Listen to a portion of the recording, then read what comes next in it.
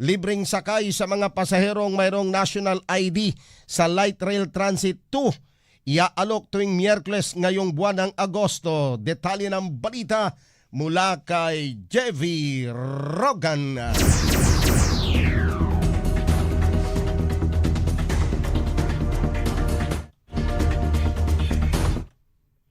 Good morning, Vic.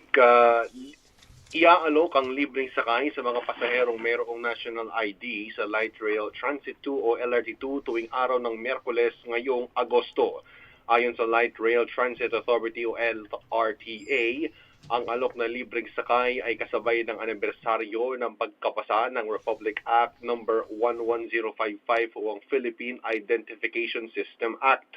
Nilagdaan ng naturang measure bilang batas noong Agosto 6, 2018 na nagmamandato sa Philippine Statistics Authority na magpatupad ng National ID System.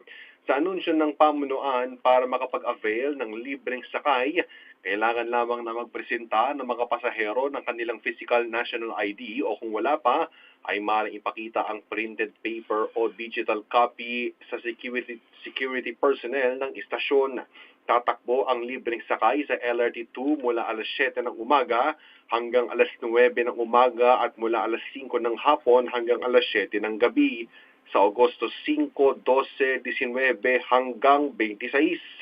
Nauna na ring inanunsyo ng Metro Rail Transit Line 3 o MRT3 na magbibigay ito ng libreng sakay sa mga national ID holders tuwing araw ng Miyerkules ngayong Agosto. Para sa Radyo Agit, JV Rogan, matatag, matapang, matapat. Maraming salamat, Jevy Rogan.